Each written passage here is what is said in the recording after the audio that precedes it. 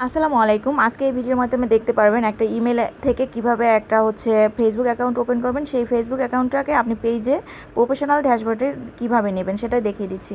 তো এখানে আমি ফেসবুক অ্যাপে যেয়ে ক্রিয়েটে ফেসবুক অ্যাকাউন্টে ক্লিক করে আমি ফার্স্ট নেম আর লাস্ট নেম সিলেক্ট করে কন্টিনিউ করব। এখানে আমার ডেট অফ বার্থ অনুযায়ী আপনারা ন্যাশনাল সার্টিফিকেট অনুযায়ী আপনারা ডেট অফ বার্থটা সিলেক্ট করবেন অবশ্যই। আর আগে থেকেই জিমেল ক্রিয়েট করে রাখবেন। তো এখন এখানে আমি জেন্ডার সেট করে দিচ্ছি ফিমেল। দেন এখানে আপনার একটা মোবাইল নাম্বার চাবে, যেহেতু আমি মোবাইল নাম্বার দিয়ে লগ ইন করবো না, একটা জিমেল নাম্বার থেকে লগ ইন করবো, তাই এখানে আমি জিমেল নাম্বারটা সিলেক্ট করে নিলাম। আর এখানে আমি একটা স্ট্রং পাসওয়ার্ড দিয়ে দেবো, অবশ্যই 6 ডিজিটের একটা পাসওয়ার্ড দিবেন।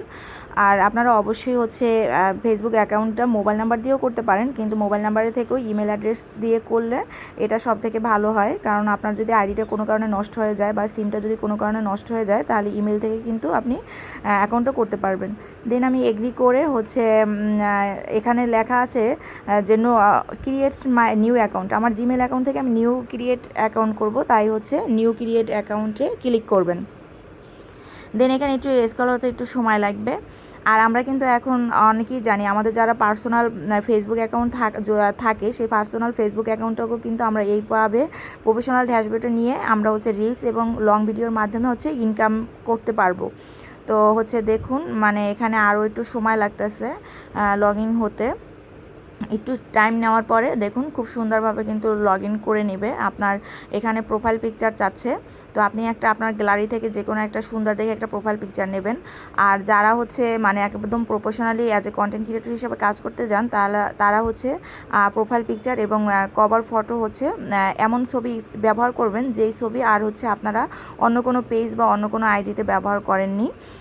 তো সেভাবে প্রোফাইল পিকচার আর কভার ফটোটা ব্যবহার করবেন। তো এখানে বাকি স্টেপগুলো আমি স্কিপ করে যাচ্ছি, আপনারা স্কিপ করে করে মেইন হোমে নিয়ে যাবে। আমি সেই পর্যন্ত অপেক্ষা করছি। দেখুন আমাকে কিন্তু মেইন হোমে নিয়ে আসছে ফেসবুকের।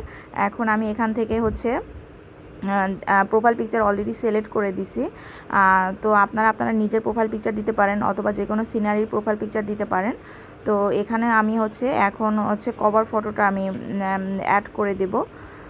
তো কভার ফটোটা আপনারা আপনাদের আগে থেকে সিলেক্ট করে নিতে পারেন বা বানিয়ে রাখতে পারেন প্রোফাইলে।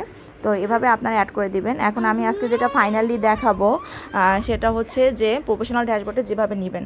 তো 3 ডটে ক্লিক করার পরে এখানে টার্ন অন প্রফেশনাল মোডে ক্লিক করলেই কিন্তু আপনার প্রফেশনাল মোডটা ক্লিক হয়ে যাবে। তো এখানে আমি সবগুলো, যেহেতু আমি ডিজিটাল ক্রিয়েটর হিসেবে কাজ করব, তাই আমি সব কিছু পাবলিকে সেট করে দেব।